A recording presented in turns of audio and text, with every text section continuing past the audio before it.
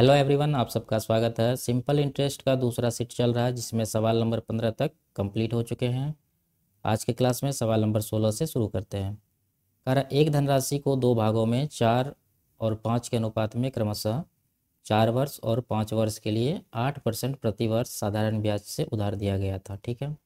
यदि दोनों भागों से अर्जित ब्याज के बीच का अंतर 4,680 रुपये है तो उधार दी गई कुल राशि क्या थी। देखिए यहाँ पर दोनों के मूलधन का अनुपात दिया हुआ है। ठीक है, तो यहाँ मूलधन का अनुपात हम लोग लिख रहे हैं 4:5। तो पहला जो भाग है 4, उस पर कितना का ब्याज मिला है? 4 वर्ष के लिए 8% की दर से कितना का ब्याज होगा? 32%।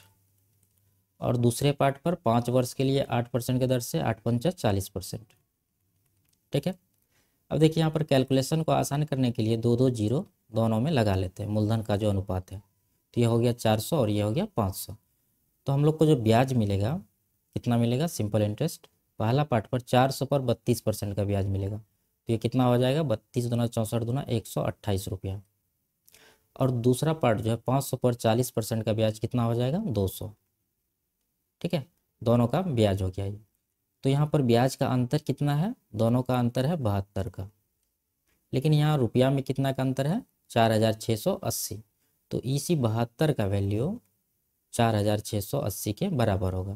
तो यहाँ से 1 यूनिट का निकालेंगे 4,680 बट्टा 72। ठीक है, तो इसको कटाते हैं 9×8 = 72 और ये हो जाएगा 520। 8 से इसको कटाते हैं और 8 से 48, 8×5 = 40 यानी 65।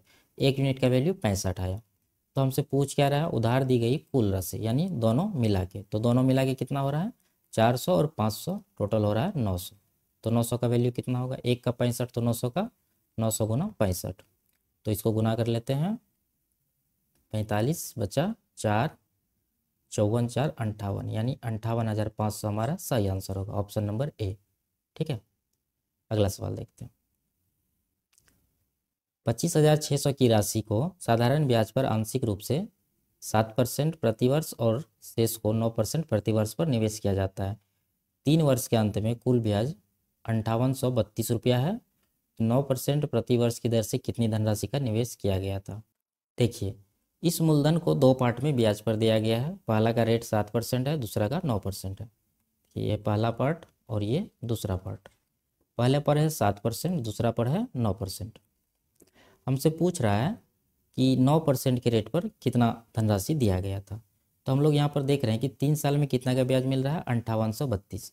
तो हम लोग 1 साल का ब्याज निकाल लेते हैं। 5832 को 3 से डिवाइड करेंगे तो ये हो जाएगा 19×4 यानी 1944। ये 1 साल का ब्याज हुआ।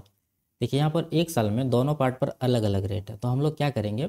दोनों पार्ट को सेम कर लेते हैं। यहाँ 7% है, यहाँ 9% है। तो हम लोग 9% को क्या लिख सकते हैं? 7% + 2%। ठीक है, 7% और 2%। तो हम लोग देखते हैं कि दोनों पार्ट पर ये जो 7% है, दोनों पार्ट पर यानी कुल मिला के जो मूलधन है 25,600, इस पर अगर हम लोग 7% का ब्याज लें तो कितना आएगा? इसका 7% कितना आ जाएगा? निकाल लेते हैं। ये हो जाएगा 7 दूना 1400, उसके बाद 7×5 = 35 यानी 350, 7×6 = 42। तो कितना हो गया? 14 3 17 और 50 40 90 92, 1792। ठीक है, ये ब्याज आ रहा है जब जब हम लोग मान रहे हैं कि दोनों पार्ट पर 7% का ब्याज का रेट है। लेकिन यहाँ पर तो ब्याज 1 साल में मिल रहा है 1944 का। तो अब कितना का गैप है? तो 1944 में 1792 को माइनस कर देते हैं तो ये अंतर निकल जाएगा। ये हो जाएगा 2, यहाँ पर 5, यहाँ पर 1 यानी 152 रुपये का अंतर है। ये 152 रुपये का अंतर है यानी कि 152 रुपये यहाँ पर कम मिला है। ये कम किस लिए मिला है? क्योंकि हम लोग दूसरा पार्ट पर 2% का ब्याज नहीं निकाले हैं। तो ये जो 152 है यही दूसरा पार्ट पर 2% का ब्याज है, यानी कि दूसरा पार्ट का 2% ही 152 है। तो इसका 100% कितना हो जाएगा? 100% निकालना है यानी 2% 152, इधर 100% यानी 50 गुना हो रहा है। तो इधर भी हम लोग 50 गुना कर देंगे तो ये हो जाएगा 0, 5 दूना 10 बचा 1, 75 1 7600। ठीक है, यानी दूसरा पार्ट का जो मूलधन है वो कितना है? 7600। ऑप्शन नंबर बी हमारा सही आंसर होगा। अगला सवाल देखते हैं। 17,200 रुपये की राशि को दो भागों में क्रमशः 8%, 10% वर्ष की दर से साधारण ब्याज पर उधार दी जाती है। यदि 2 वर्षों के बाद प्राप्त कुल ब्याज 3,008 रुपये है तो 8% प्रति वर्ष की दर से उधार दिया गया धन क्या है। ये पहला पार्ट है और ये दूसरा पार्ट है। पहला पर रेट है 8%, दूसरा पर है 10%। यहाँ पर 2 वर्ष में कितना का ब्याज है 3,008 का, तो 1 साल में कितना का ब्याज होगा, इसका आधा यानी 1,504 का। ठीक है, ये 8% का पूछ रहा है हमसे, तो हम लोग 8% को तोड़ के निकालेंगे। तो 8% को किस तरह से तोड़ सकते हैं, इसको हम लोग लिख सकते हैं 10% माइनस 2%। पिछले सवाल में हम लोग बड़ा वाला पार्ट को तोड़े थे, इसमें छोटा वाला को तोड़े हैं। छोटा वाला को 10 माइनस 2 लिख सकते हैं। तो यहाँ देखिए 10% और 10% दोनों में है, यानी दोनों पार्ट पर बढ़ रहा है, तो ओवरऑल बढ़ रहा है। लेकिन टोटल यहाँ मूलधन कितना है 17,200। तो 17,200 का हम लोग ये टोटल दोनों में जो भी है 10% उतना निकालते हैं।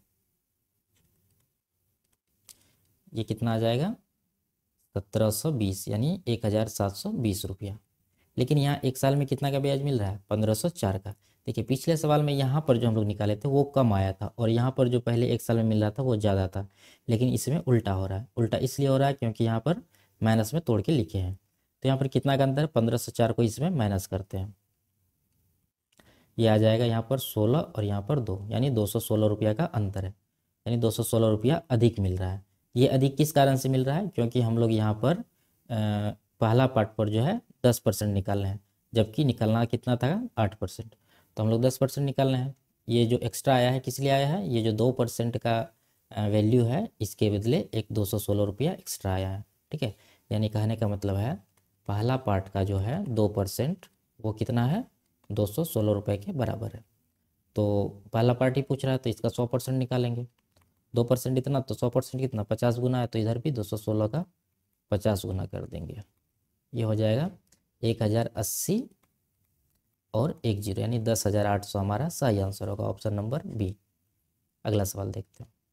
साधारण ब्याज पर क्रमशः 6% और 10% प्रति वर्ष की दर से दो समान राशियां उधार दी गई थी। ठीक है, पहली राशि दूसरी राशि की तुलना में 2 वर्ष बाद वसूल की गई और प्रत्येक मामले में राशि 1,105 रुपये थी।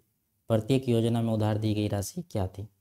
देखिए दोनों योजना से जो मिश्रधन प्राप्त है बराबर है, यानी कितना है वो 1,105 रुपया। तो पहला योजना का रेट है 6%, दूसरा का है 10% और दोनों का मूलधन भी बराबर है, तो मिश्रधन भी यहाँ पर बराबर मिल रहा था। इसका मतलब दोनों पर जो ब्याज का दर है बराबर होना चाहिए, तब जाके इसका मिश्रधन भी बराबर होगा। लेकिन पहला योजना का 6% है, दूसरा का 10% है, तो इसको हम लोग बराबर देखेंगे कब हो रहा है ये। देखिए यहाँ 6 और 10 का एलसीएम कितना होता है 30। ठीक है, तो मान लेते हैं 30% इसको ब्याज मिला है। तो पी को यानी पहला पार्ट योजना में जो दिया है 6% के रेट से कितना साल में 30% मिलेगा, 6 से 30 को डिवाइड करेंगे तो 5 साल लगेगा। और दूसरा योजना में कितना समय लग जाएगा, 10 से 30 को डिवाइड करेंगे तो 3 साल। ठीक है, देखिए समय का गैप भी 2 साल का है, यानी पहला योजना में 5 साल में मिल रहा है 30% और दूसरा योजना में 3 साल में ही 30% मिल रहा है, जो कि सवाल के अनुसार ऐसा कह रहा है। तो यहाँ पर ब्याज कितना मिला है 30%। तो हम लोग देखते हैं यहाँ पर 100% तो मूलधन होता है और ब्याज मिल रहा है इस पर 30%। तो इसका मिश्रधन कितना बनेगा 100 और 30 130%। इसी 130% का वैल्यू ये जो मिश्रधन है 1,105 इसके बराबर होगा। तो यहाँ से 1% का कितना होगा 1,105 को 130 से डिवाइड करेंगे और हम लोग को निकालना है क्या मूलधन, यानी 100% का वैल्यू। तो 100 से यहाँ पर गुना भी कर देते हैं, तो ये 0 0 काट देते हैं। 13 से ये 1,104 और 5 बार में 65 यानी 85 गुना 10, ये हो जाएगा 850। तो प्रत्येक योजना में राशि बराबर है तो आंसर हो जाएगा क्या 850, ऑप्शन नंबर बी। ठीक है, अगला सवाल देखते हैं। 800 की राशि पर 6 वर्ष में इतना, ये सिंपल सा सवाल है, आप लोग अपने से ट्राई करिए। ठीक है, अगला सवाल देखते हैं। एक निश्चित जमा राशि पर 4.5% वार्षिक दर से एक वर्ष में 135 रुपया ब्याज प्राप्त होता है। ठीक है, उसी जमा राशि पर 5% वार्षिक दर से एक वर्ष में कितना अतिरिक्त ब्याज प्राप्त होगा। देखिए यहाँ पर एक वर्ष में कितना का ब्याज मिल रहा है 135, लेकिन परसेंट में एक वर्ष में कितना है 4.5%, यानी कहने का मतलब है कि 4.5% का वैल्यू 135 के बराबर होगा। ठीक है, तो यहाँ पर करा उसी जमा राशि पर 5% का रेट से, पहले 4.5 था अब 5 है, कितना का अंतर है, आधा परसेंट के, यानी 0.5% एक्स्ट्रा इसको ब्याज मिल रहा है। 4.5% में इतना मिलता है तो आधा परसेंट का निकालेंगे, ठीक है। तो ये कितना आ जाएगा 135, इसको डिवाइड कर देंगे इससे यानी 4.5 से, और गुना कर देंगे आधा से यानी 0.5 से, ये कट जाएगा 9 बार में, 9 से ये कट देते हैं, 15 नंबर 135, हमारा आंसर आ जाएगा 15 रुपये। ऑप्शन नंबर ए सही आंसर है। ये लास्ट सवाल था, मिलते हैं अगले क्लास में, तब तक के लिए बाय बाय, टेक केयर।